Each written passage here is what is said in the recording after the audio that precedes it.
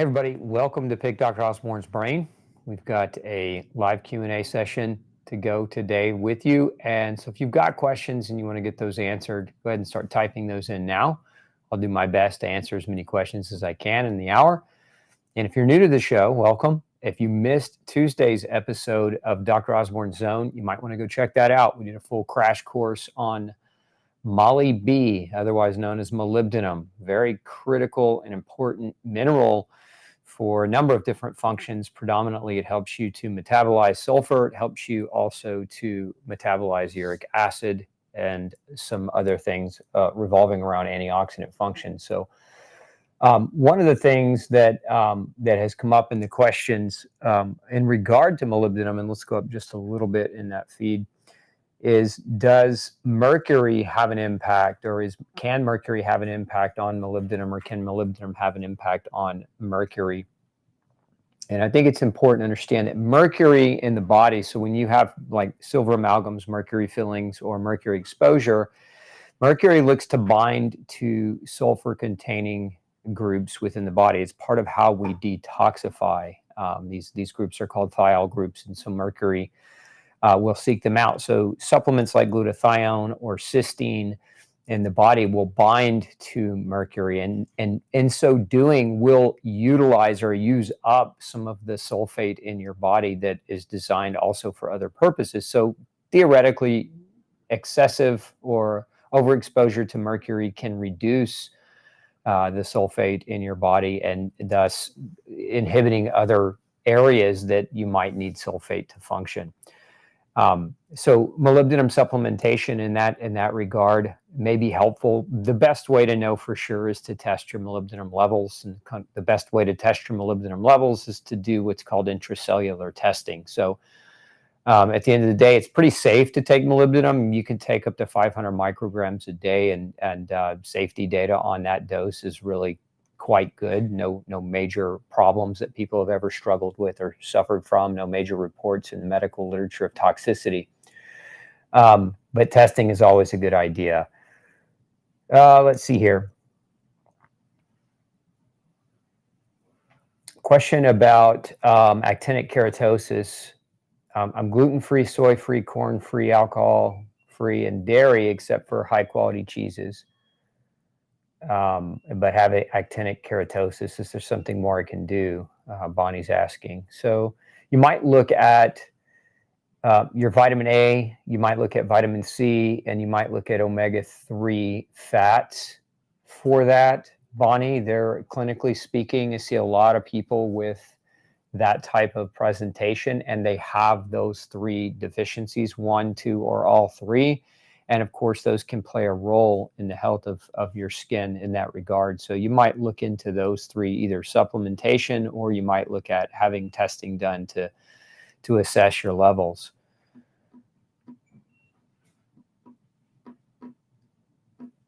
Not sure I understand what the question. What about a teaspoon of olive oil in early morning before breakfast? For what? And what in regards to what? Maybe give me a little bit more context around the question, and I can be more helpful. If you have hypothyroidism, can you do carb cycling?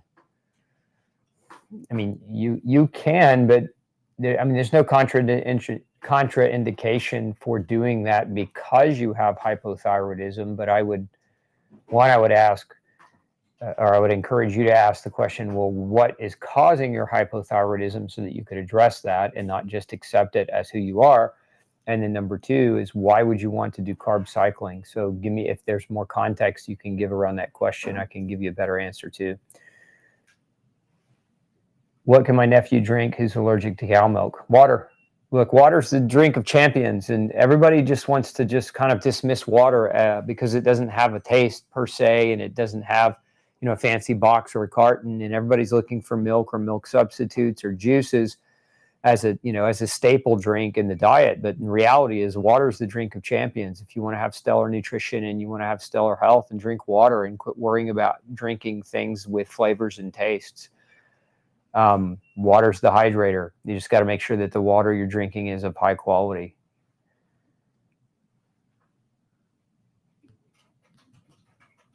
Turmeric, low dose recommendation when gallstones are present. In general, what is meant by a low dose of turmeric?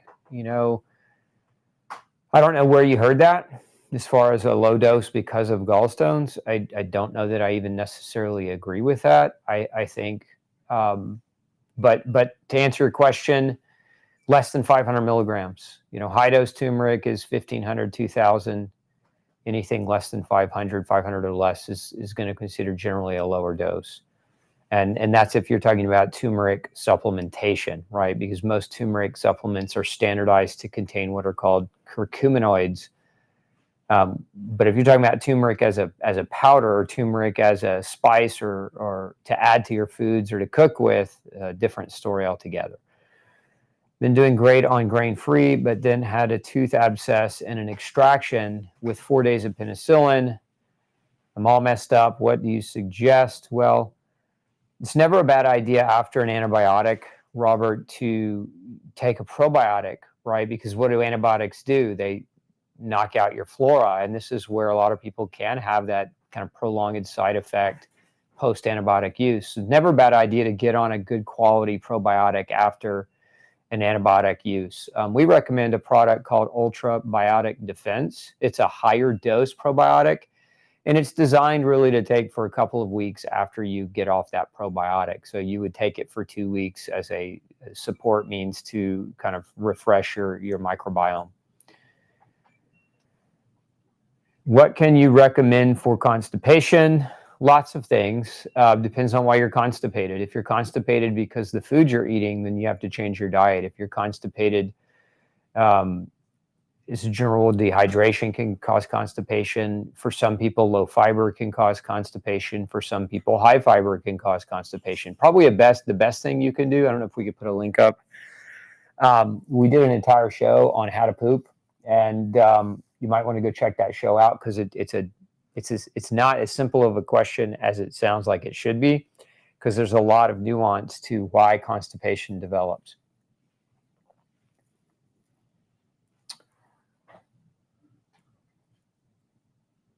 Let's see. I immediately have gone on molybdenum today, have 250 milligrams or micrograms. I wouldn't imagine that you're taking 250 milligrams, but I would surmise it. Probably that's a typo. How much should I take? I think I will benefit from it as a celiac with DH. I mean, again, a good starting point for molybdenum if you're looking to supplement is 500 micrograms per day.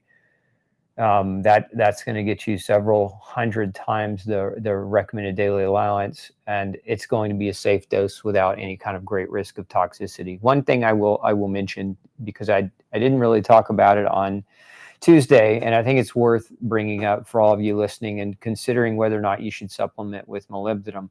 One of the reasons why we're seeing more and more reactions as it relates to kind of a sulfite intolerance, people reacting more to foods that contain sulfurs, people reacting more to processed food additives that contain sulfurs. These are the things like sulfites that are in wines or their alcoholic beverages, but also they apply them to dried fruit. So a lot of times you buy a bag of dried fruit, you're going to see it's got metabosulfite or sulfite in it.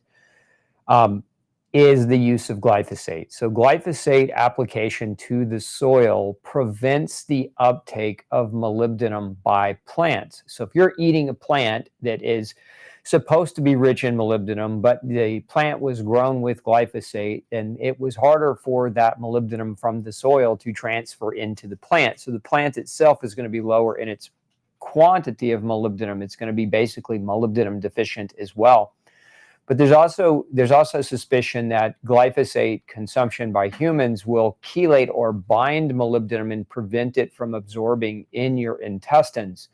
So those of you who are not eating organic, right, you're running an even greater risk of being exposed to the chelating effects of glyphosate, thus reducing your capacity to absorb the molybdenum. Also, that happens with copper, among other minerals. So just be aware. This is just one of the long list of reasons why we recommend going on an organic diet where possible. And even if it's not certified organic by some organic certification company, if you've got your own garden and you're not using, chemicals to grow your food, that is organic by default, right? So that would be another great option. Support your local farmers markets, and even consider joining a local co-op where there's a community garden where they're not using a bunch of chemical sprays to kill weeds and to help the crop grow.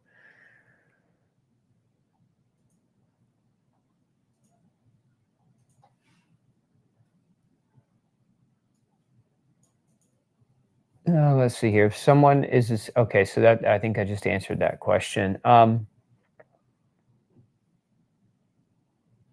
Recently been told I have kidney disease, stage 3B. My GFR is 35. Antonio, check out our kidney course. We'll put a link up in the feed for you, but go watch the whole show. You're going to glean a lot of fantastic information that might have tremendous impact on your progress and helping you.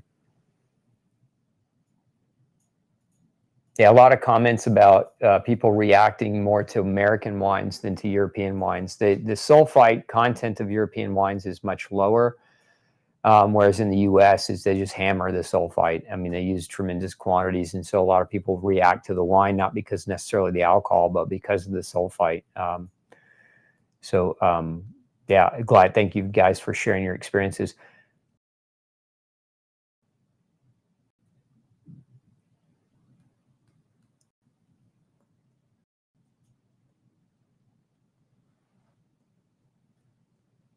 Tracy's asking, what's the test that I was referring to? It's called an INA, Tracy, intracellular nutrition analysis. I'll put a link up, below in the comments for you, and you can go read more and learn more about it.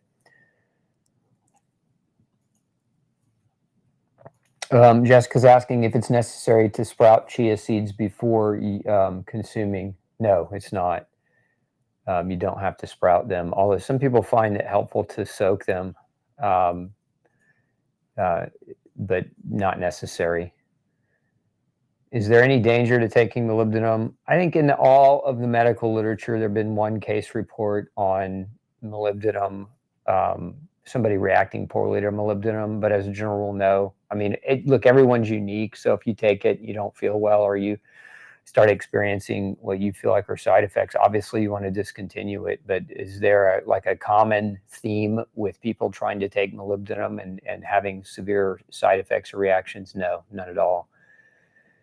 Is it okay to take cyanocobalamin if I have MTHFR gene mutation? Cyanocobalamin is not worth your money. It's junk. It's garbage. It's not even worth taking. Your body can't process cyanocobalamin very effectively or very well. So what you're doing when you take that type, Susanna, is you're actually giving your body more work to do. So it's not very helpful.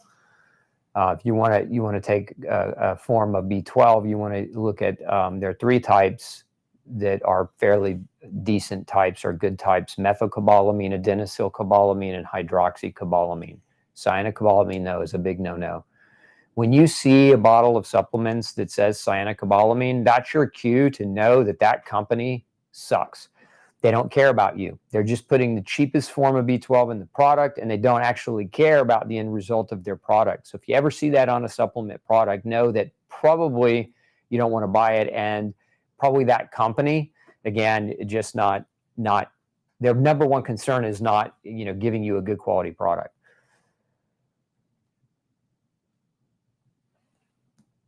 I've ordered some molybdenum to try. It arrived today. How much should I take and for how long? I mean, again, if your starting dose, if you want to go anywhere between 1 and 500 micrograms a day, is a great place to start with molybdenum. As far as the length of time and how long you want to take it, there's not an exact answer I can give you. Look, the way I operate in my practice is we stay objective. So I usually will use, if we see somebody deficient in molybdenum, we'll do a 6-month supplement regimen to get good correction, and then we'll recheck them or retest them. So 6 months is general. It can be a general good time frame, but again, everybody's unique and everybody's different. I'm taking D-mannose. It gives me a lot of gas. Can I take it with a meal? Would that possibly help? Yeah, it might help, taking it with food as opposed to not. You might also try reducing the dose just a little bit as well.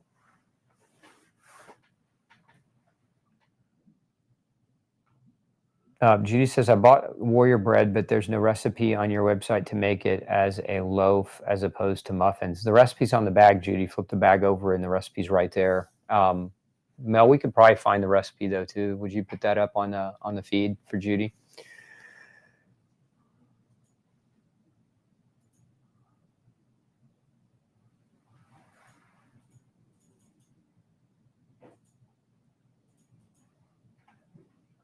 People in my family cannot drink water when we are dehydrated. It tastes nasty. I mean, taste is relative, but I would argue if you can't drink water, you've got serious problems.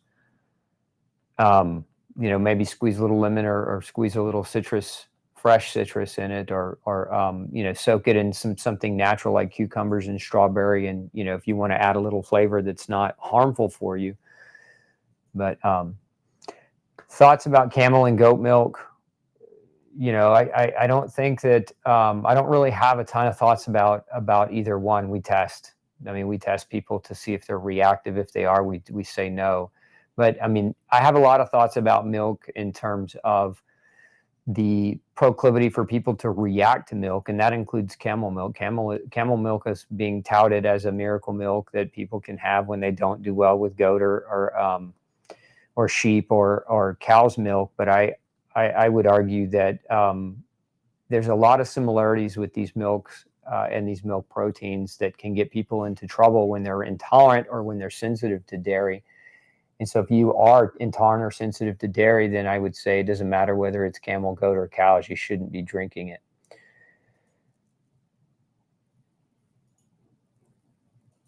Can high doses of turmeric or resveratrol cause bone marrow suppression?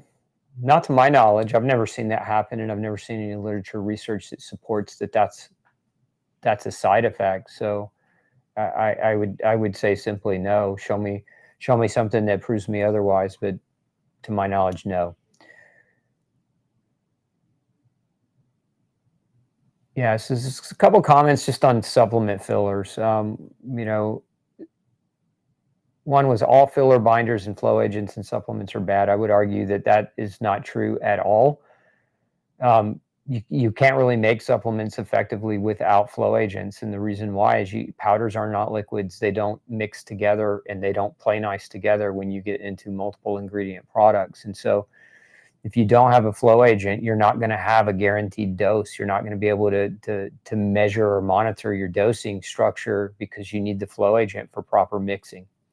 So that statement is very false. A lot of people have damned magnesium stearate as something awful or bad, but magnesium stearate is there's no research on it being problematic. There's not a single shred of scientific evidence that magnesium stearate is harmful to humans, and it's a natural byproduct of a depending on the manufacturer of basically it's a plant fat and not in the sense of a seed oil, but it's very safe to use, and it's a very good filler in that regard. So I would argue those of you who have read or come across a blog on magnesium stearate, challenge any of the authors that are putting those things together to show you the data that actually is true, or to show you an actual harm that's been caused to anyone using it, because I haven't found it and I've looked.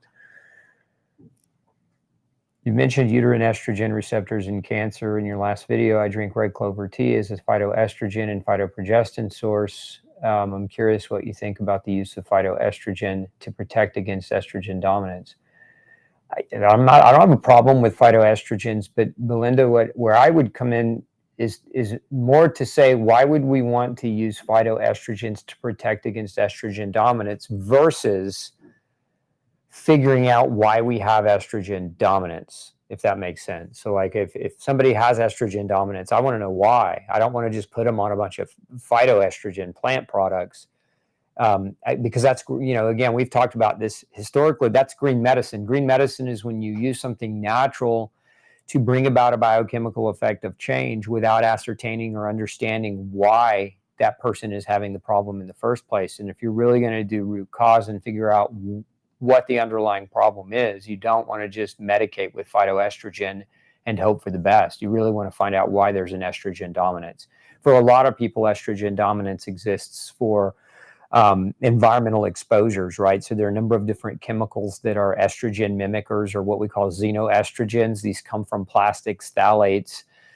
So ladies, cosmetics, hair care products, lipsticks, commonly those chemically loaded products contain xenoestrogens that can drive you into a hyperestrogen state, increasing your risk for the development of estrogen-related cancers. Now, also, we have another common theme that I've seen with driving up estrogen and estrogen dominance is exposure to molds. And there's a particular type of mold called Fusarium that produces a toxin that looks like estrogen. That toxin is called Zea for short, or zearalenone. And that also can mimic estrogen. So figure out why you're estrogen dominant before you just decide to chalk it up to plant phytoestrogens as the end all be all kind of cure for that risk. Can choline be made from corn, or is it always synthetic? It can be. It can be made. It can be synthesized from a number of plants. Our choline that we use is an organic broccoli extract where we make ours from. But I can't speak for other brands. Let's see here. Took a sensitivity test 2 years ago. Said I was reactive to vanilla and pineapple. My question is, should I stay away from vanilla and pineapple forever? I have an autoimmune disease. Thank you. Well, not necessarily forever. It's depending on the kind of test that you had done. If it was if it was an IgG test, the value of antibody tests, IgG, IgM, IgA, the value is about 6 months. If it took it 2 years ago, then are you still reacting to that same set? Maybe, maybe not. Your immune system recycles every 6 months. And so those types of food sensitivity reactions can change. And so because it's 2 years old, I would say probably a good idea to have that reevaluated. What do you suggest for diabetes type 2? A lot of things, but predominantly diet change. I would encourage you to read No Grain, No Pain and follow the diet in the book.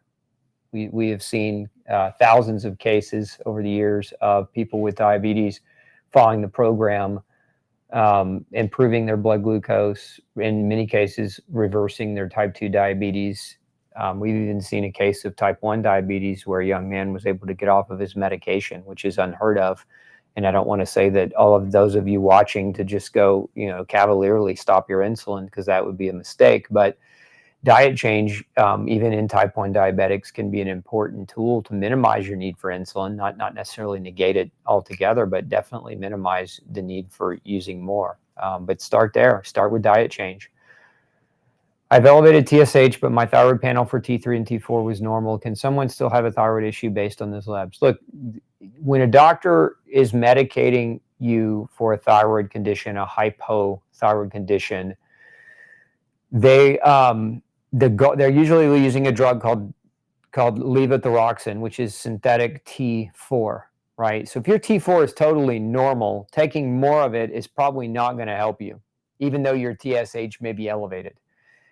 So I would suggest that you have a follow-up with your doctor and have your levels, have a watch and wait kind of an attitude around it, because as long as your T3 and T4 are normal, your TSH is a less important marker.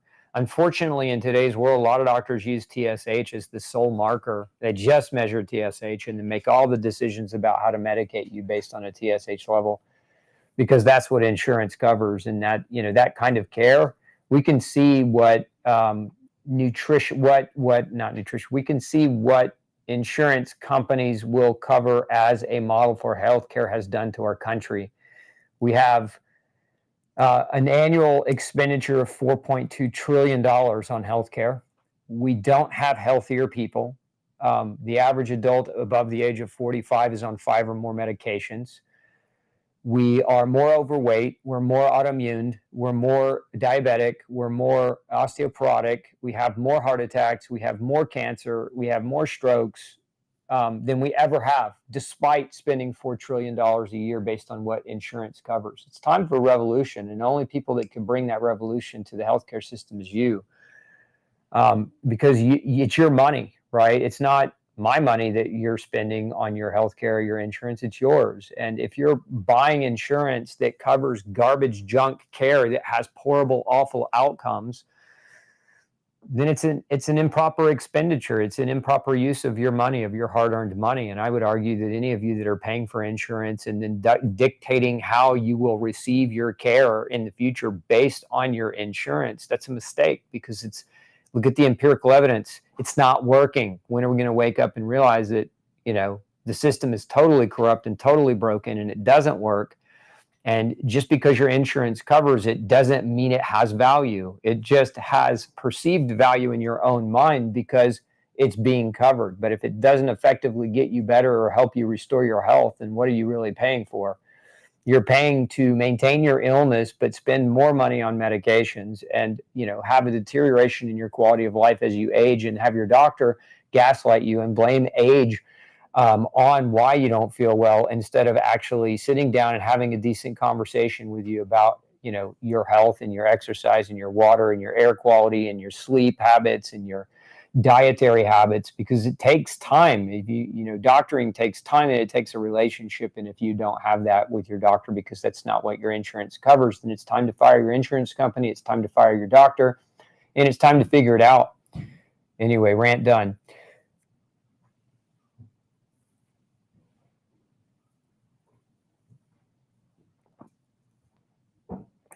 What can you teach us about semaglutide? I can teach you that you're barking up a false idol when you want to use a drug to do what your own choices could do for you, right? So semaglutide is this, very popular new drug that people are taking for weight loss, and it's a diabetic drug.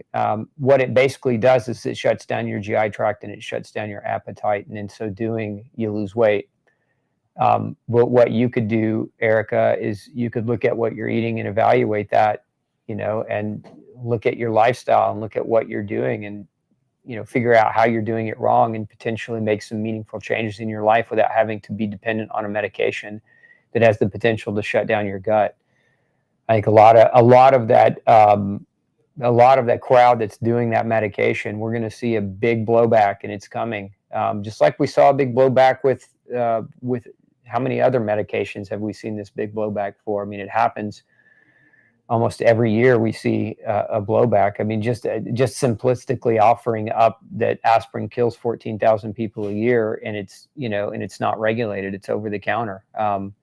Compare that to ephedra, which killed 10 people in a year's time because football players were doing 2-a-day practices and stacking it with caffeine, and they were pushing their heart too hard. It wasn't the ephedra that killed them. It was the stack and the unintelligent approach about it. But ephedra got banned. It's no longer available in the U.S. Aspirin, kills 14,000 a year and has not been banned. Anyway, signs of molybdenum deficiency kind of match food allergy, right? And when I say food allergy, that could be something like hives. It could be very similar to mast cell activation, where you have itchiness and itchy skin, where you can get lesions in the mouth, like cold sores. Molybdenum deficiency can also, you might also find that you're intolerant of foods that contain sulfur. So you don't do well with things like onions or garlic or broccoli or cauliflower. Every time you eat them, you feel worse. You don't do well with medications that contain sulfites, or you don't do well with alcohols that are preserved with sulfites. These are all common symptoms. I mean, there's a severity of problems that can occur if you have a genetic defect in your ability to make what's called MoCo, the molybdenum coenzyme, and some people have a genetic defect. Children, it happens in infancy, and it can be fatal. But if you're an adult, you don't have that if you're still alive.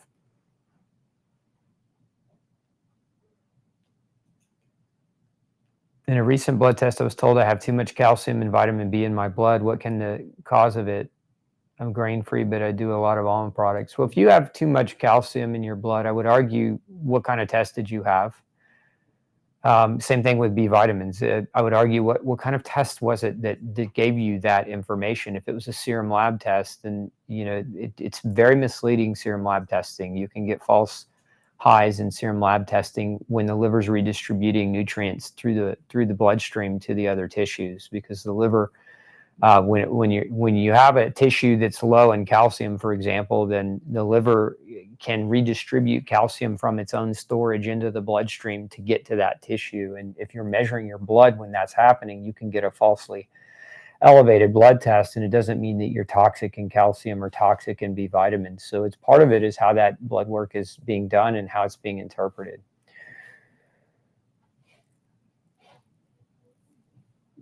I have celiac, gastroparesis, IBS, and possibly Crohn's. Which diet would be best to follow to improve my gut function and feel healthy again? It's April. I would say start with no grain, no pain. It covers a ton of bases, and beyond that, you really should get help, right? You should work with somebody who's functionally oriented and who understands those conditions well and understands how to help you navigate. But even beyond that generic diet advice, it's really, you need to get adequate testing done, because you may have food sensitivities or food allergies that you're not aware of, and that could prolong these gastrointestinal problems that you're experiencing. You might also have several nutritional deficiencies that are required to help you heal and repair your gut. And so if you don't get those corrected, you can continue to do the right things, but still struggle. And that's where testing can become invaluable to help you.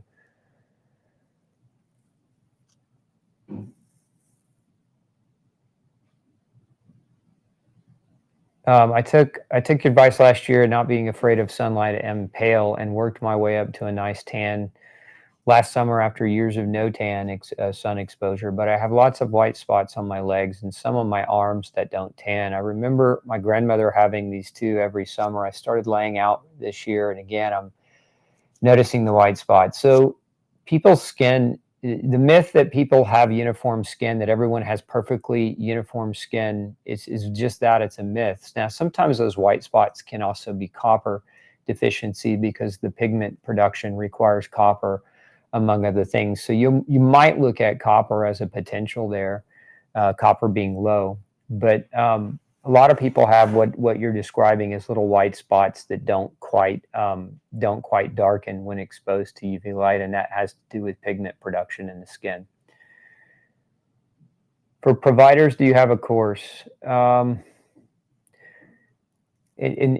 Pertaining to what? Because there's so much to know, Kathy. I do have a glutenology course for gluten. It's a deep dive on gluten sensitivity. It's about 14 hours long, and we're in the process of a master mold class and also a master autoimmune class. But you can also get a heads up on part of our autoimmune class by watching our What Causes Autoimmune Disease video. It's about 2 hours long, but worth your time, and it's probably better than anyone's course in terms of its comprehensive nature and helping people understand what triggers autoimmunity. But we have all of those resources that are available for sure.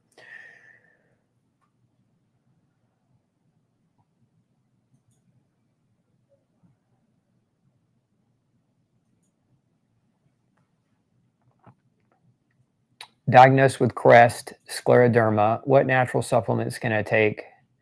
If you have CREST, Cheryl, the likelihood you're in mold is extremely high.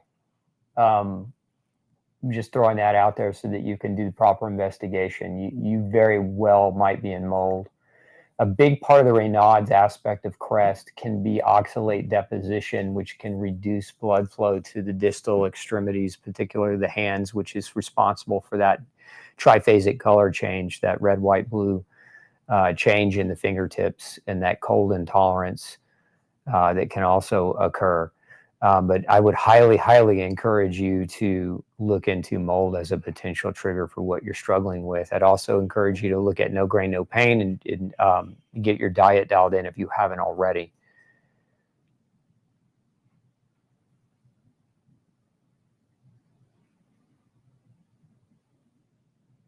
On chronic hypothyroidism, been on a carnivore diet and eases IBS. I assume it's a typo maybe, but it looks like you're on a carnivore diet and it's helped your IBS.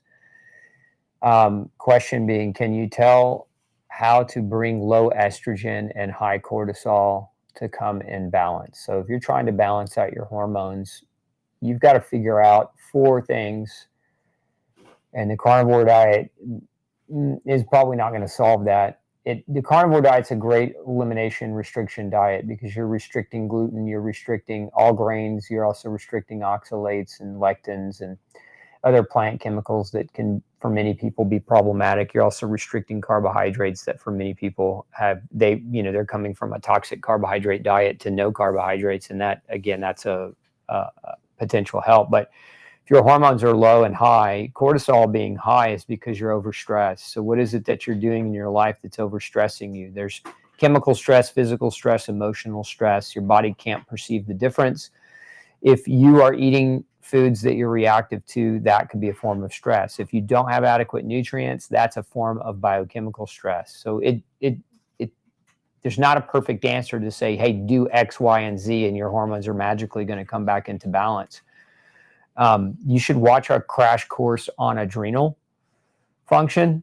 That will help you understand your cortisol better. And you should watch our crash course on estrogen as well, so that you can better understand the interplay of those hormones and what else is important beyond just diet change to help bring them back to balance. How about allulose sweetener? Some docs are saying it's actually a healthy sweetener, but it's hard to find studies because it's still fairly new. So how many times are we going to be fooled as a society?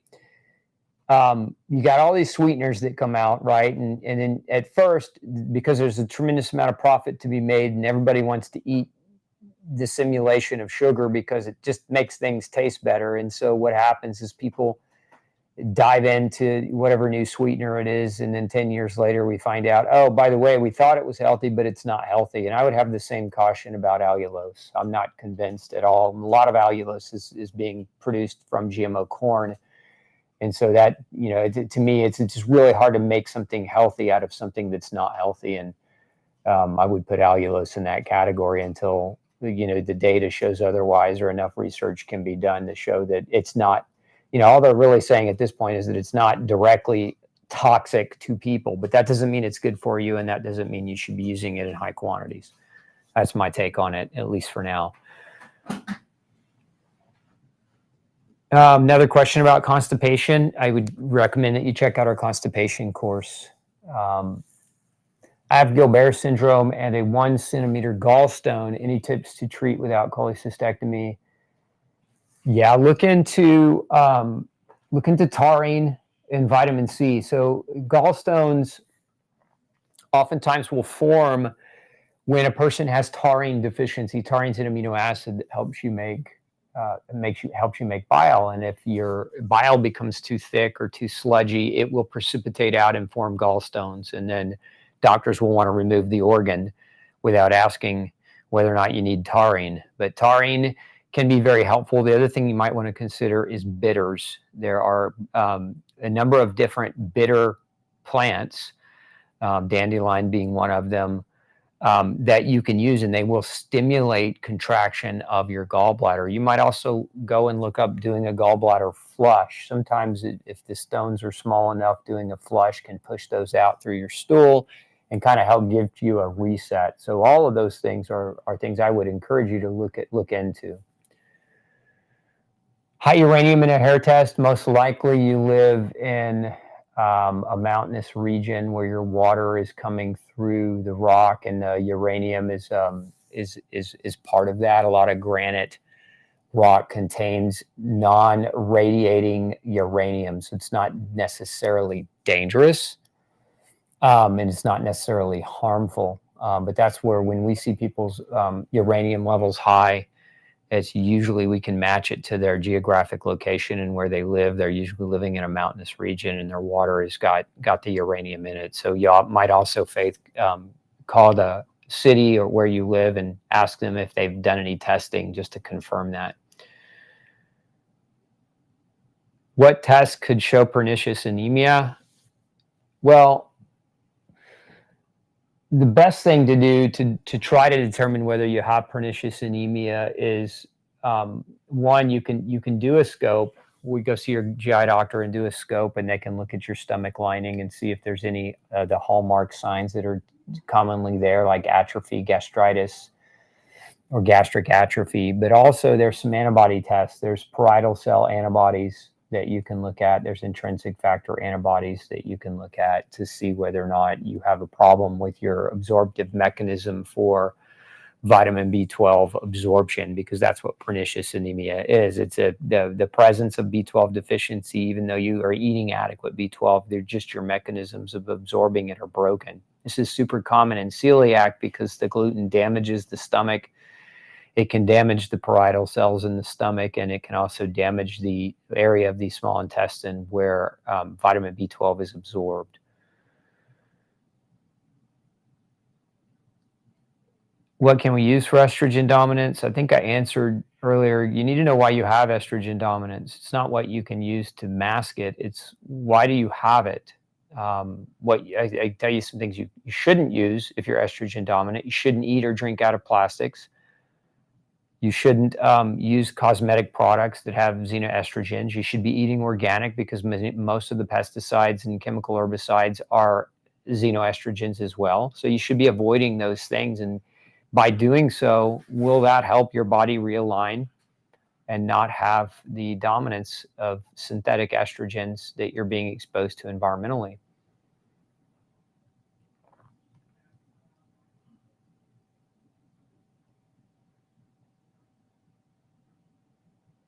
Can someone have allergies to sugar, alcohols, and artificial sweeteners? Yeah, you could be allergic to anything. The bigger problem we see with the sugar alcohols, a lot of them are made from GMO corn, and so a lot of people don't do well with that for that reason. But sugar alcohols can also, for some people, cause IBS like diarrhea. It can just trigger an irritation of the microbiome. Artificial sweeteners I don't recommend. So if you're using anything like sucralose or aspartame, use at your own risk. Those things are toxic, in my opinion, and I wouldn't go anywhere near them.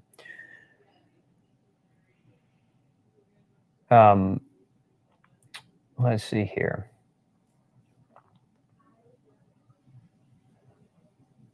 Besides no grain, no pain, what's the best support for autoimmune hepatitis when part of the liver has already died? I think that's a strong statement to say part of your liver's dead. You'd have to show me some convincing evidence to make me believe that part of your liver's dead. The liver is such a phenomenally good regenerator that I think that, I get this happens a lot when patients are talking to their doctors. The doctors use some kind of damning statement like part of your liver's already dead, you're bone on bone, you need to have your gallbladder removed, like these definitive statements that aren't always definitive, but they're saying them as if they are definitive. And you have to be careful about how you allow a doctor's opinion and judgment to affect your psychology around whether or not you can get better or you can't. So I would be real cautious around why you might think that more than anything else. It's just not been my experience that part of the liver dies and that the liver can't regenerate. The liver is a phenomenal regenerator, and the biggest reason I have seen autoimmune hepatitis stay problematic in people is gluten. So, but you asked, besides no grain, no pain, I would say prioritize no grain, no pain. Absolutely prioritize it. If you want to do some things that also support your liver's ability to heal and repair, you might want to look at glutathione and N-acetylcysteine and lipoic acid and silymarin, which is an extract of milk thistle. So if you've ever heard of the herb milk thistle, it contains a very, very helpful liver regenerative called silymarin. How much B12 do I need to take? I have multiple sclerosis. Well, you can start with anywhere from 2 to 10,000 micrograms a day, Shantice. It's pretty safe to do that, but it maybe more than just B12. You may also want to be looking really closely at your vitamin D levels as well, because there's strong connection between vitamin D deficiency as well and MS, multiple sclerosis. I think we did a pretty good interview on MS that you might want to check out as well. Go over to Gluten Free Society and you can find that.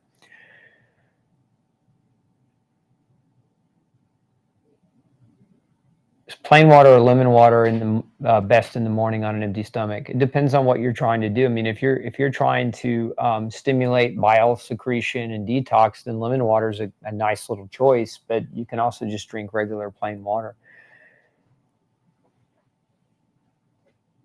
How to know whether to buy your ultra? What do you mean? How to know whether to buy? Like, is it right for you? I would say, Robert, I would just encourage you to call Gluten Free Society and ask for Jessica or Tambi, and they can kind of walk you through any kind of questions that you have on products.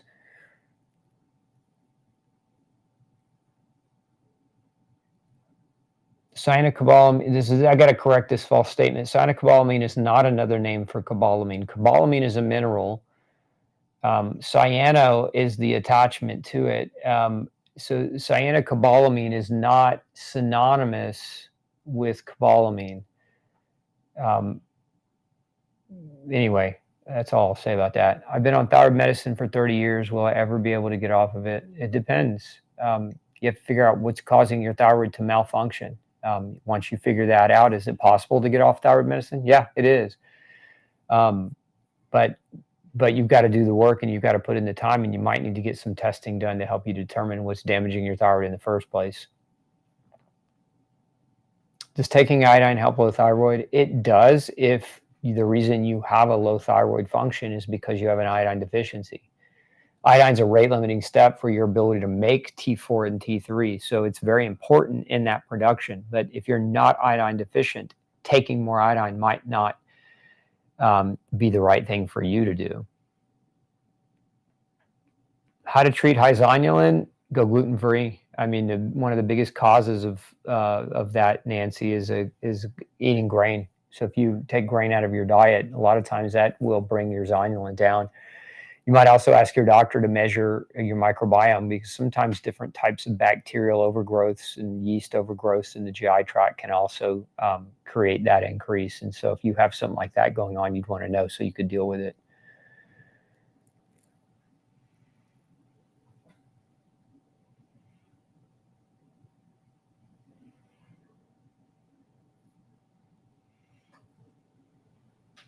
I have hypothyroid, but I have a lot of energy and I'm not overweight. I have dry nails and loosening hair. Everything, no question there, more of a comment. You have a question, Lucia? I'm allergic to sulfur and sulfur drugs. I'm eating all foods that are organic or grass-fed beef. Is it harmful for me to consume organic foods that have sulfur in it? Probably not. But, you know, everybody's different. And so I'd say if you're going to try to introduce, you know, cruciferous type foods that have sulfur, to do it slowly, do it in small amounts. But you're technically not allergic to sulfur. There's no such thing as sulfur allergy. You may be not able to metabolize it properly, and that's not the same thing. An allergy means that your body's immune system goes on the war path when you're exposed to something, but an intolerance means that you have a hard time in the metabolizing or breaking down of something, and it's more likely that you're intolerant and not allergic.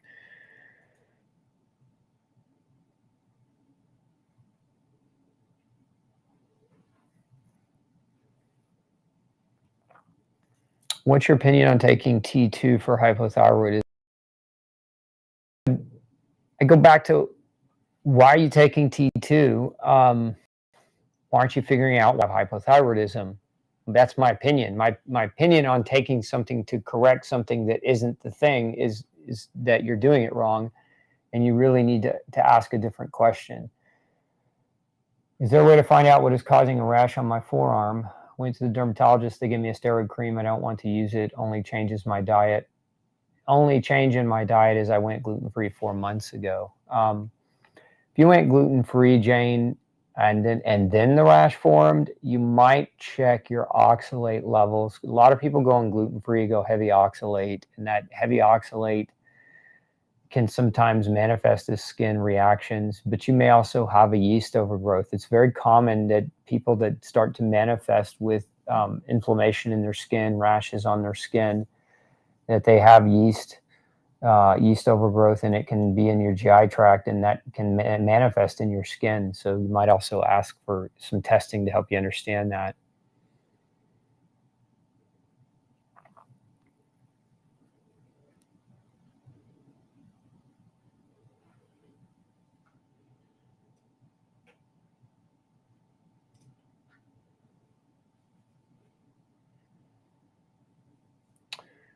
Diet recommendation for a kid with linoleic acid and EPA, DPA, DHA 3.8. That's not enough information to give any great diet recommendations. I mean, best diet recommendation, based on what you told me about EPA and DHA, is that kid is very low. And so you need to increase foods that contain the omega-3 fatty acids. And you need to take away foods that are high in linoleic acid or omega-6 acids. And so that would be like, what are those? That's heavy grain. That's any kind of animal meat that was fed grain as the primary staple in its diet. That fat will be high in omega-6, and it's increasing omega-3 through cold water fish and grass-fed, grass-finished meats. As far as the folate question, there is no optimal folate. Too many people are out there believing that because they have an MTHFR mutation that they need to take folate, and that's nonsense. You should go check out my interview with Dr. Ben Lynch, the author of Dirty Genes and one of the foremost experts on MTHFR, and he can set you straight. But there's too much misleading information because people are trying to sell folate online based on MTHFR results, and it's just not an accurate connection that they're making.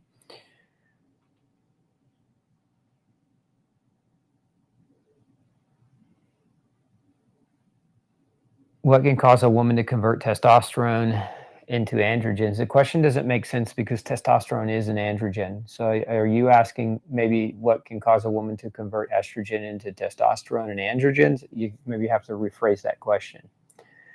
Is it possible to reverse Hashimoto's? Yeah, my experience, it definitely is. Any correlation with hereditary hemochromatosis and hormones? Iron saturation at 88. She also has high estrogen and sex hormone binding globulin, natural or normal testosterone, progesterone. So if your wife has hereditary hemochromatosis and has high estrogen, there's not necessarily a direct connection between having high iron and high estrogen directly. I mean, there could be some indirect pathways we could draw, but not directly. The question then becomes, why is her estrogen high? Is she on medication? Is she being exposed to pseudoestrogens or xenoestrogens or other environmental estrogens? Is she eating a high plant-based phytoestrogen type diet? And that's artificially elevating her estrogen levels, because the high sex hormone binding globulin is a natural response to high hormones. So when your body is being overexposed to hormones, your sex hormone binding globulin will naturally go up to try to basically deactivate some of that hormonal action.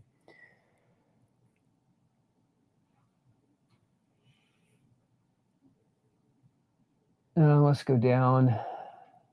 Bought your vitamin B and copper supplement after reading about gluten and histamine issues and seeing that I could have vitamin B and copper deficiency.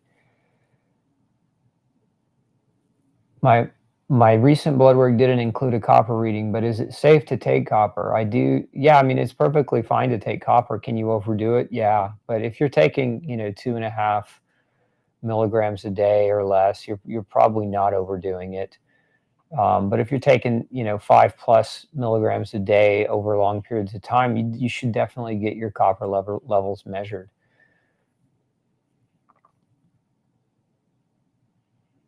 I mean, I wouldn't go at 5 milligrams for longer than 6 months before actually checking somebody to make sure they weren't getting too high. What's the relationship between celiac and constipation? Well, one of the relationships is that gluten damages the nervous system in your GI tract and shuts down your peristalsis, and so your bowels just don't move because the neurological damage of allowing the bowels to move has occurred as a result of that gluten-induced damage. So that's one of the reasons why we'll see constipation. Another one is that the damage to the villi. Your villi secrete enzymes, and those enzymes help you break down your food and digest your food. But if you're not making those enzymes efficiently, then your bowels won't move effectively because those enzymes send neuroendocrine messages to your nervous system to help your bowel know how to contract and relax so that you can push food through you as it's being digested.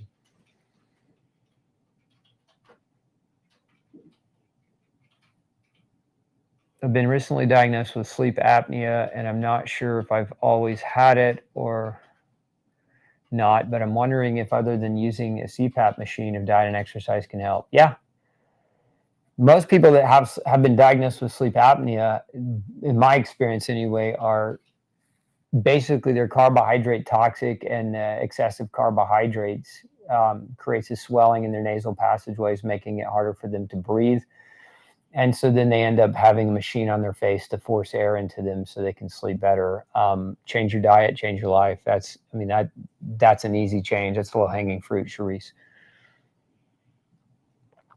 I've been vegetarian for several months, work out several times a week, and don't eat much sweets, but my A1C is borderline high. How can I lower A1C and triglycerides? You're eating too many carbohydrates. I mean, I would argue, Luisa, I mean, it's hard to know for sure, but that would be my top suspicion, is that your carbohydrate intake is 50, 60% or higher. And when I say 50 or 60%, I mean, of your total calories, you're probably 50, 60+% of your total calories are coming from carbohydrate. And even if they're healthy carbs, you can still have elevated A1C and elevated triglycerides. Your body takes excessive carbohydrate and converts them into triglycerides. So eating fat does not elevate your triglycerides. Eating carbohydrates does. It's a common mistake that doctors don't understand.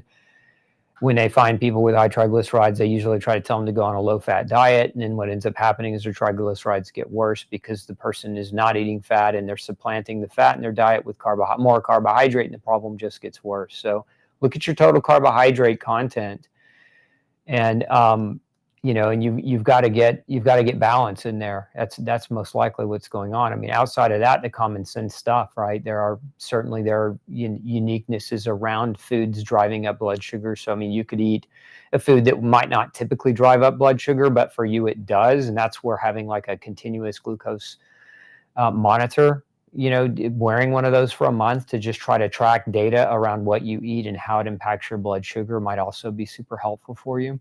And then obviously exercise, weight resistance training improves insulin sensitivity in your muscle tissue, so it helps you be more efficient at burning carbohydrates as a fuel source. What causes my pancreas to not make enzymes to help me digest fats? Most likely gluten sensitivity, Thomas. I mean, gluten is a very common cause of pancreatic insufficiency, and you'll see more and more of these. If you watch TV, you'll see the commercials on TV that are discussing more and more pancreatic insufficiency as a diagnosis. And it's basically, you're eating in a manner that's consistent to destroying your pancreas slowly over time. And so your pancreas can't keep up, and then you end up with an insufficiency.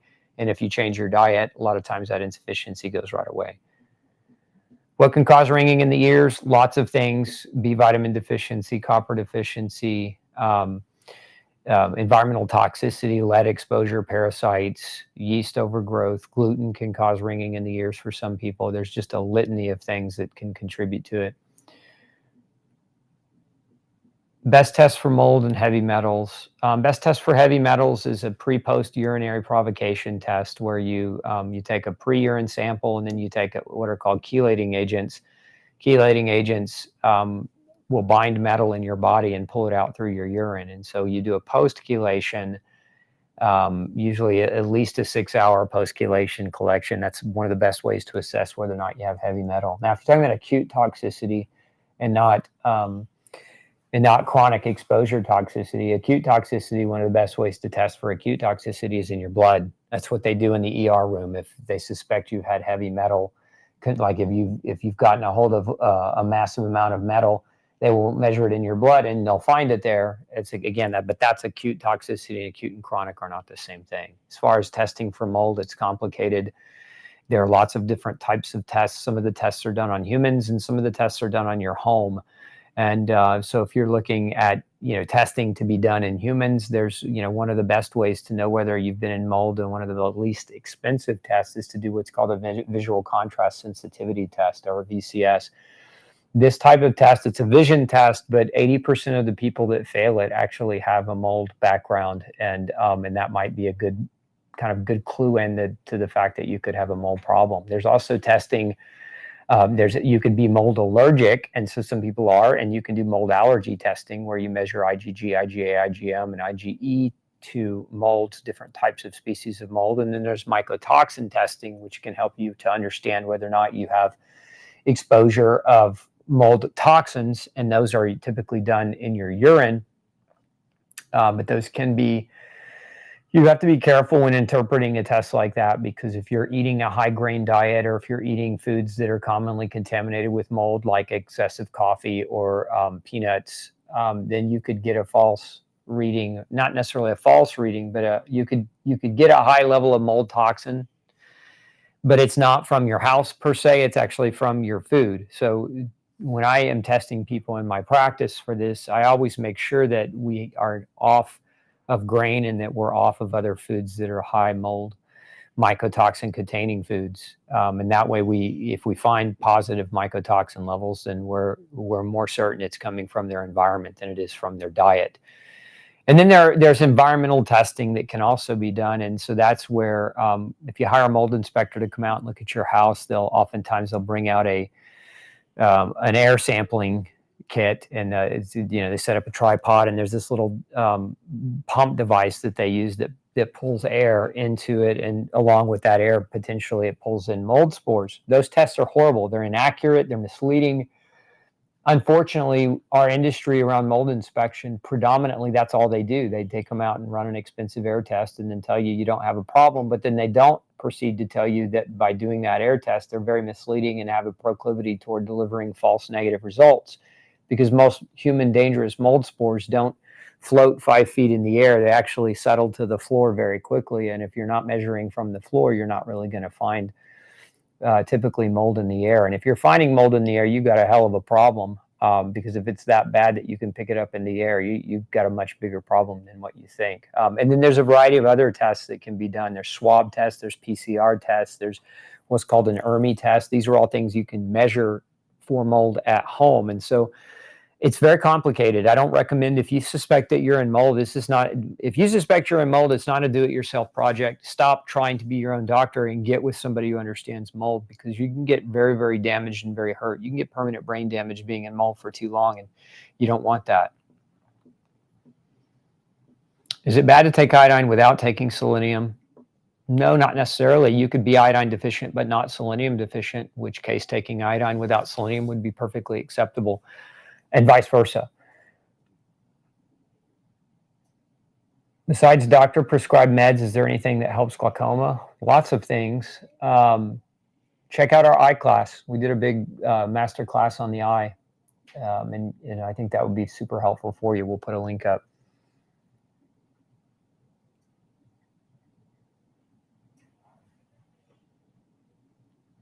Which probiotic from GFS should be taken when taking antibiotics post-dental extraction? That's ultrabiotic defense, Jessica. So that's what you'd want to use. It's a heavier dose, designed specifically for post-antibiotic use.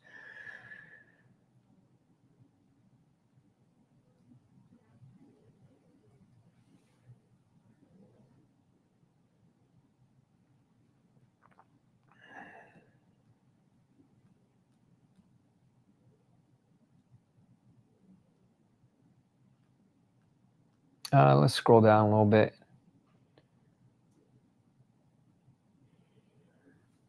Question about, somebody's asking about SpectraCell Laboratories. I'm very familiar with them, Tony. I don't use them anymore. I don't like to talk bad about any company for really any reason, but they were sold. That company used to have a great ownership, and they sold out to a foreign interest group. And ever since they did that, we saw it in our practice, in our clinic, that the quality deteriorated to such a great degree that I just couldn't confidently continue to use that lab to do analysis. So if you're asking me whether I think it's worth the money, if you'd asked me that question 5 years ago, I'd have said yes. If you're asking me today, I'm going to say no.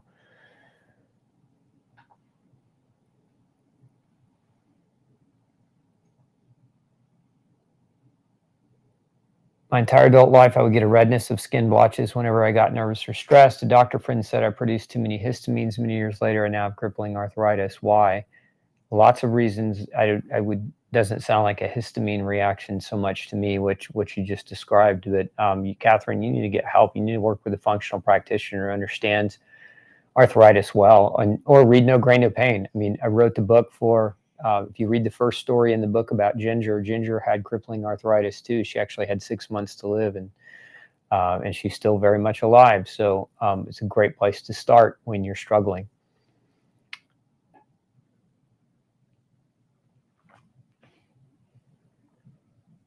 There's a little girl that has major skin problems. Dermatologist and functional medicine did not work.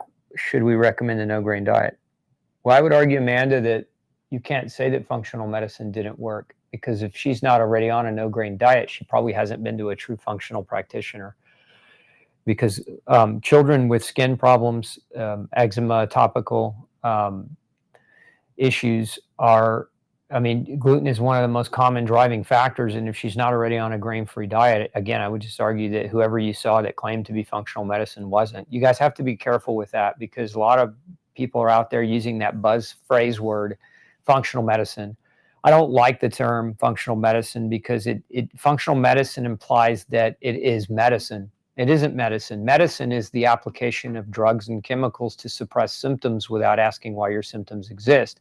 Or it's the application of surgical procedures to remove something or to repair something that's been physically injured. I'm not opposed to medicine, but let's define what it is. It's those two things. Functional medicine is not the application of nutraceuticals or supplements or herbals to mask symptoms. That's what we call integrative medicine or green medicine. It's not the same thing. Functional care is diving in deep to try to ascertain why the person has the symptoms, and then approaching diet and lifestyle changes based on that premise. And if that's not what happened, then you didn't get functional medicine. You got natural medicine or integrative medicine in disguise. So just be aware. I don't say that to pick on you. I just say that because so many people that come to my practice, they tell me that. I've been to 3 or 4 functional doctors and no good. And then we end up getting them better. But in reality, they never saw a functional doctor. They just saw a bunch of integrative doctors who were just trying to pot shot guesswork at them. So, I mean, if she's not already on a no-grain diet, I mean, that's a great place to start. But ideally, you really want to find somebody who does practice functionally and doesn't claim to practice functionally, but does practice functionally. Because if you did, that would have already been fixed, in my opinion.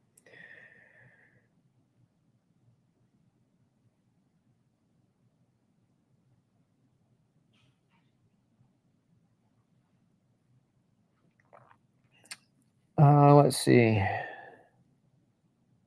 What level should taurine be? So taurine shouldn't be measured in the serum. If you're trying to understand taurine, the best way to measure it is through intracellular analysis. So the lab range that you're listing there is, that's a serum lab range, and so not a fan of serum testing. It can change from day to day based on your diet, and that's what makes it so inaccurate and hard to interpret accurately.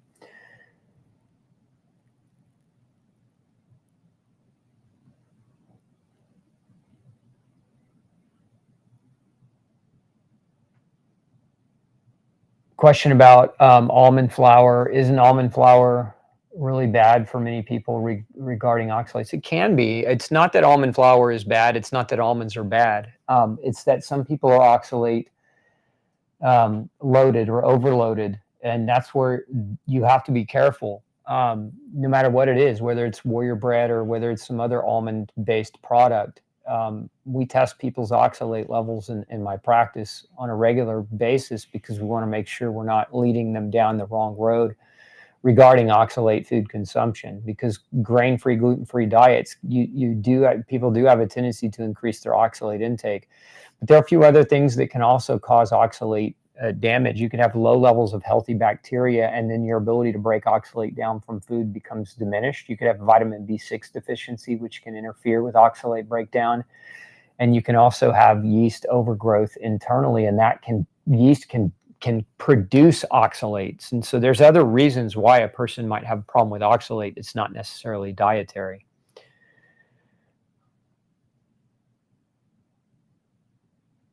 Can taking biotin and iodine affect your thyroid lab test? Yes. So if any of you listening that are getting ready to test your thyroid levels, you should never be on biotin and iodine. You should be off of those for a week before you do your lab, just to play it safe.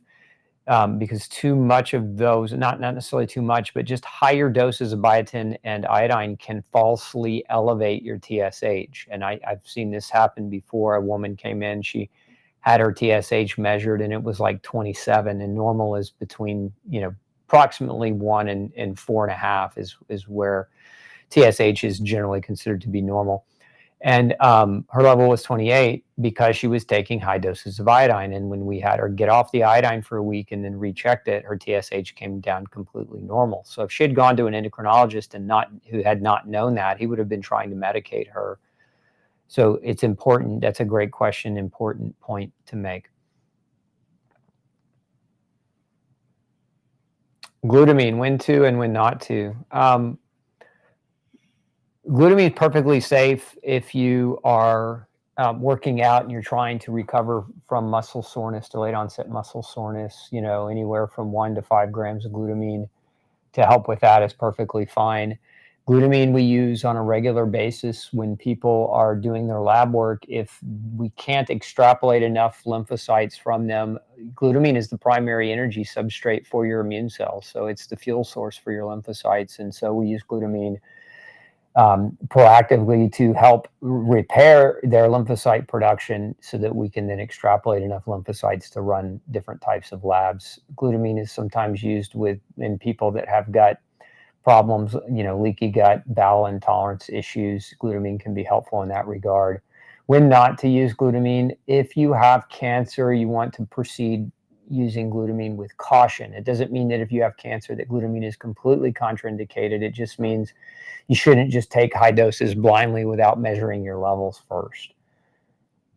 What tests determine why you have hypothyroidism? There's 4. Well, it depends on the kind of hypothyroidism that you have, right? So there's regular hypothyroidism. What I like to call it nutritional hypothyroidism, because if you're deficient in iodine, selenium, inositol, certain B vitamins, vitamin C, you can develop hypothyroidism just by nature of having deficiencies of nutrients.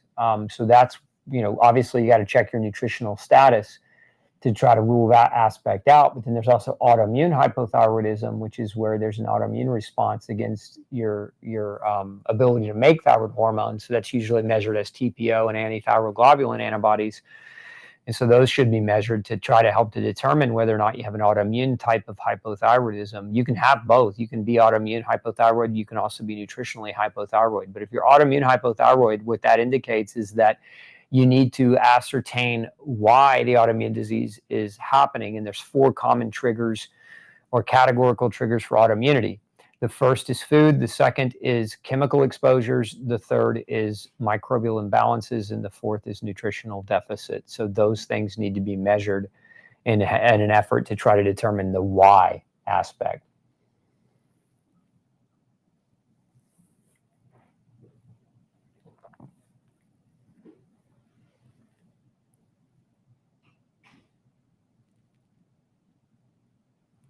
What steps should someone take to determine if they have epilepsy? They were diagnosed as a teen and had no seizures for 40 years, but were on meds the entire time.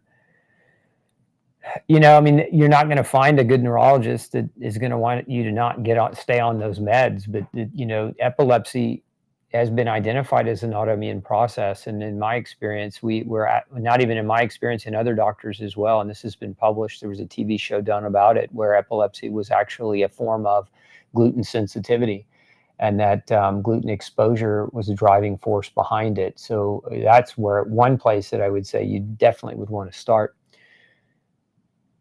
Are aromatase inhibitors useful? Look, I'm not a fan of chemicals. I'm not a fan of using chemicals to solve problems that other chemicals have created. I'm more a fan of trying to remove chemicals so that you have the opportunity to let your biochemistry work the way God created it. So in my opinion, are they useful? Not really. They're distracting and they're misleading. What's the best way to recover from getting gluten on vacation? Lily's asking. Do we have our video on how to overcome gluten fast, or how to overcome getting gluten fast? I have a whole process for that. Lily, we're going to post a link for you.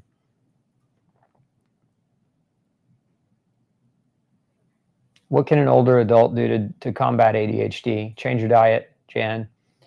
Hugely diet oriented. There's so many different components in the diet that can drive ADHD. Food sensitivities, food allergies, food dyes, food preservatives, food coloring agents, all these are a big part of it. Those are like really low hanging fruit. Start there, but ultimately get tested. Can the pancreas, if damaged, regenerate? Yeah, it absolutely can.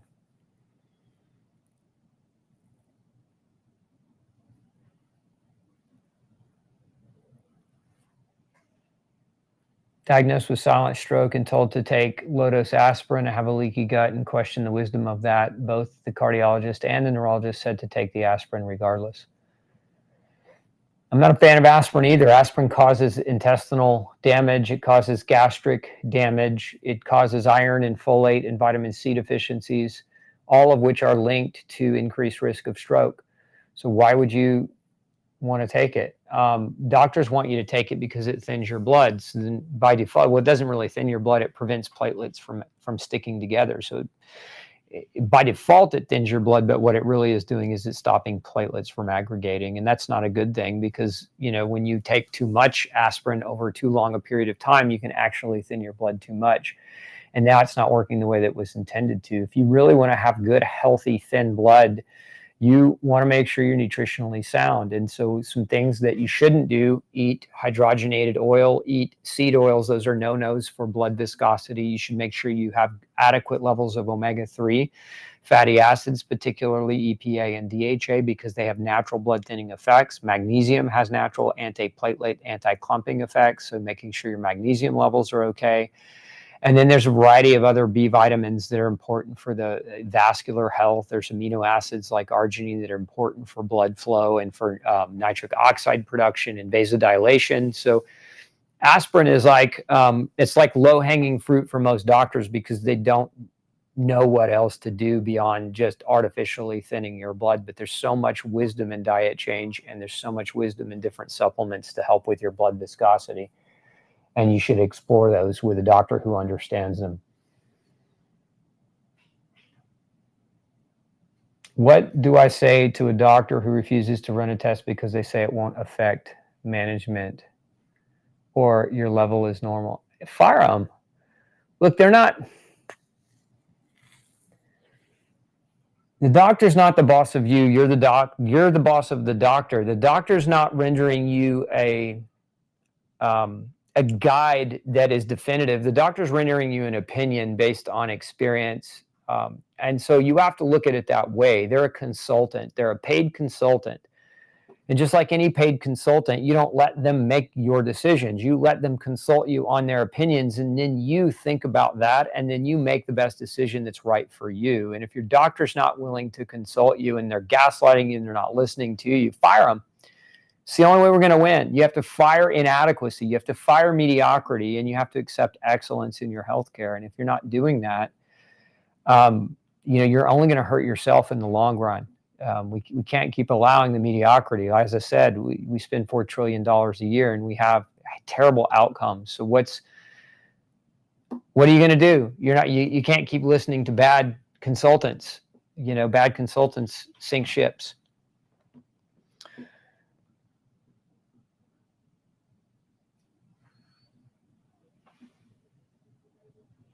Let's see here.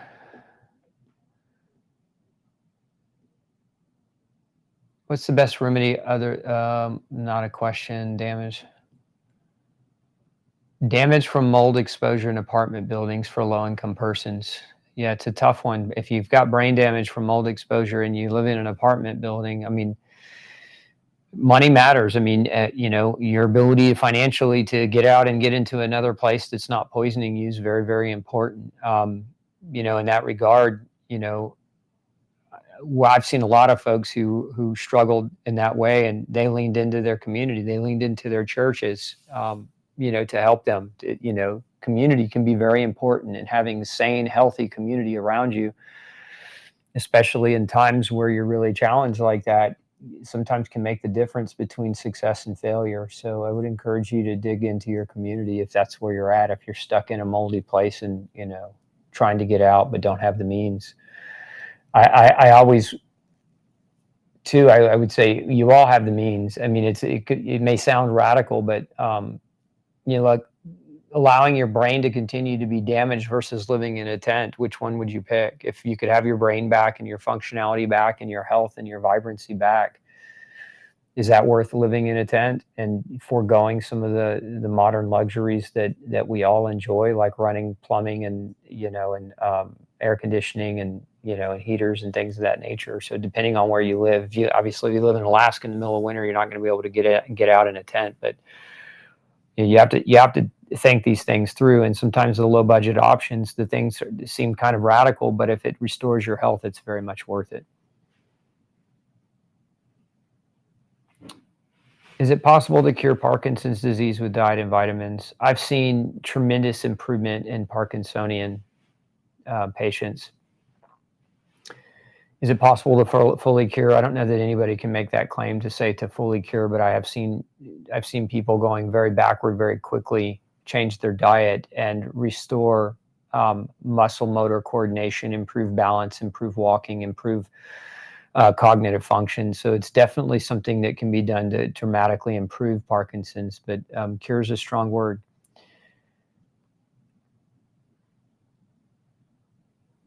The only way to overcome brain damage from mold exposure, Kathy, is to get out of it. You got to get out of the mold. That's it. That's it. The end of the story. No amount of treatment, no amount of pills, no amount of drugs, no amount of supplements, no amount of hyperbaric oxygen, no amount of what you do passively is going to improve your outcome if you're still in it. You cannot heal when you're living in poisonous air.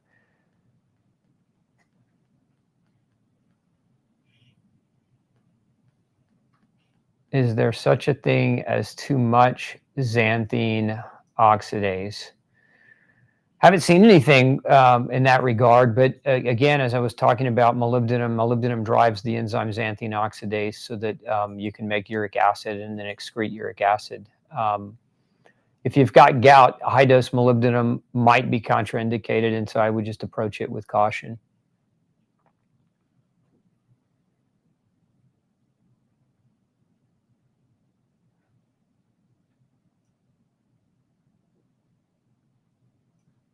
How can I make myself digest nuts and fiber better?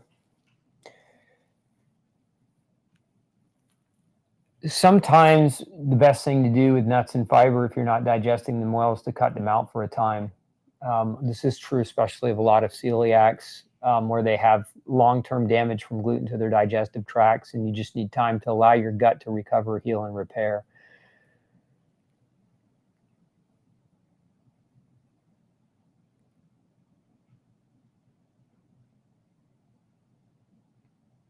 Is it normal to see pieces of lettuce leaves and peels in the stool?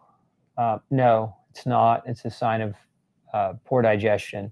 You might consider looking into digestive enzymes as a supplemental to helping with that. If one were to assume they had a mold issue, what diet and supplements would be best to start with? There's only one starting place with mold, and that's get out of the mold. That's it. It's the only thing you can do. I've seen for 23 years, I've seen people deal with mold, and I've even personally dealt with mold. I lost my house to mold, and my dog died, and my wife got super sick, and my son got super sick, all because of mold. And no supplements were correcting that. You've got to get out of it, and that's the only first step you should be focusing on, is getting out. Once you get out, then you can talk about diet change and supplementation.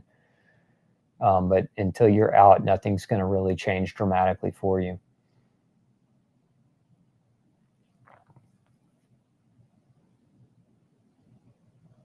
How can you heal Crohn's disease? Crohn's is a relatively easy one, in my opinion. It's food related for most people. It's one of two things most of the time, right? It's food that is damaging their intestine, and it's certain species or strains of bacteria that are damaging their intestine. So as an example, Clostridium difficile, or C. diff, is a type of bacteria we know can contribute to Crohn's and ulcerative colitis.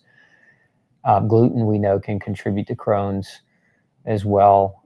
Number of nutritional deficiencies linked to intestinal inflammation, glutamine, vitamin A deficiency, zinc deficiency, all important in that regard. So you've got to figure those things out, Kim. You've got to have a doctor who understands those things, and will analyze those things for you and help guide you down the right diet and lifestyle changes.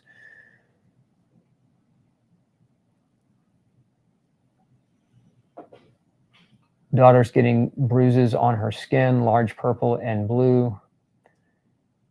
And she was about 12, and the doctors don't understand why she keeps getting these bruises. Can you tell me why? In children, I don't know what your daughter's diet is like, Kim, but it's not uncommon to see children have vitamin C deficiency. And one of the more common causes of easy bruising skin like that can be vitamin C. Vitamin C plays a role in the integrity of the collagen that lines the blood vessels. And so what can happen is vitamin C deficiency will allow those vessels to break really easy. And so even a small bump, or lightly brushing up against the wall, can contribute to bruise formation. So I would start with a nutritional analysis of her to make sure she doesn't have a frank, overt nutrient deficit that's causing integrity issues in her vasculature.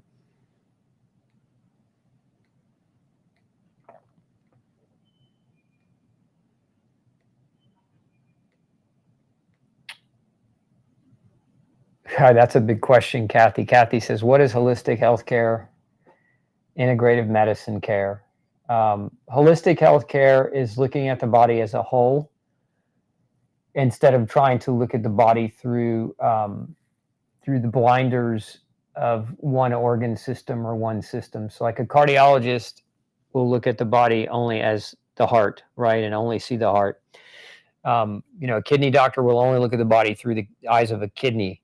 The ophthalmologist will look at the eyes, right? The internal medicine doctor will look at generally the internal hormones.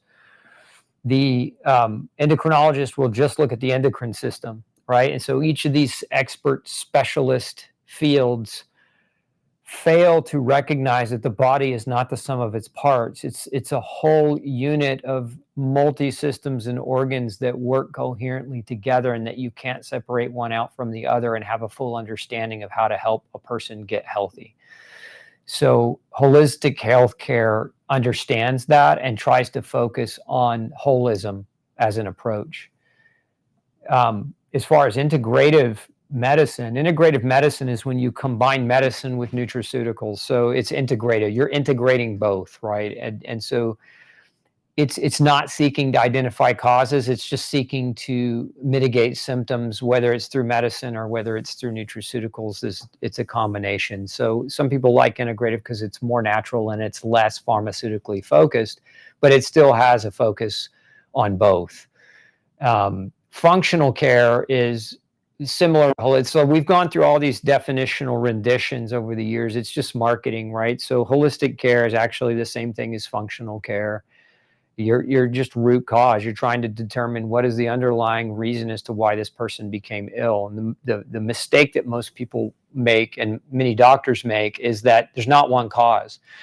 So we look at diabetes, for example. You don't have diabetes because you eat too much sugar as the only cause. It's multifactorial, right? You may have some predisposition genes, but you also have terrible behaviors. You eat the wrong food, you eat too many carbohydrates, you don't get enough minerals in the food that you're eating, and those minerals are important for the metabolism of glucose. Maybe you don't exercise enough and you don't get adequate sunshine, so you don't make enough vitamin D to regulate your insulin production, and that contributes to it, right? So this whole web of interconnection, right? Multifactorial. And you can take 1,000 people with the exact same diagnosis and you can find that they all have their condition for different reasons. It's not a one size fits all. This is why medicines have failed us. You throw metformin at every diabetic, you're going to get a mixed bag. Maybe some people will have better blood sugar control, but at the end of the day, they're going to develop CoQ10 deficiency, B12 deficiency, folate deficiency, because that's what metformin does. You're paying a price to passively manipulate your own chemistry with a drug.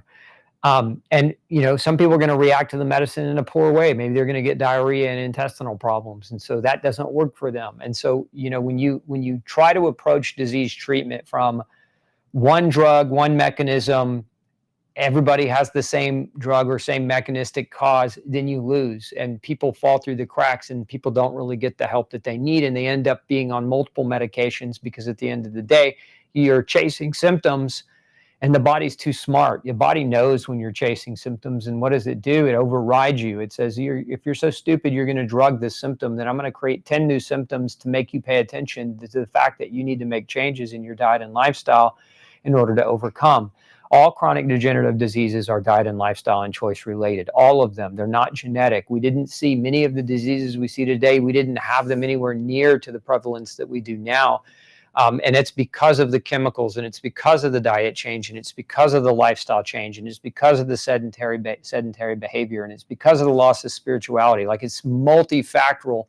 And true holism and true functional understands that and investigates that and spends the time having conversations in relationships to try to help the person assess their own life and empower them to make better decisions. Because at the end of the day, remission comes with better decisions. It doesn't come with a magic bottle of pills. And that's also true of doctors that are just pushing vitamins as a sole means to correct everything. Vitamin pills are supplements. They're supplemental to your behaviors and your choices. And if you don't change your choices, but you just supplement, your results are going to be mediocre at best. I don't know if that answers your question, but that's it in a nutshell.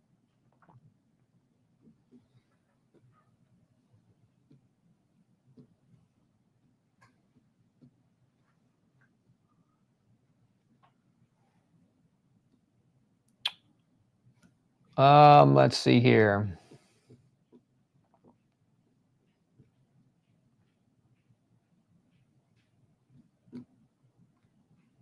I've read, let's see, what's the best test for oxalate levels?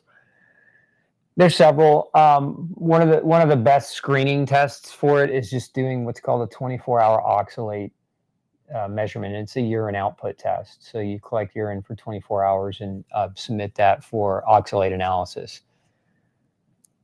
Is molybdenum safe for an 85-year-old father with rheumatoid arthritis? And yeah, it should be perfectly fine.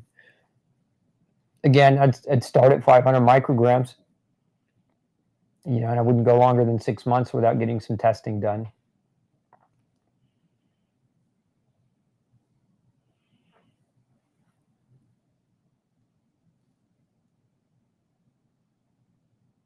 If somebody has chronically consumed Cetin, a meat replacement made of vital wheat gluten,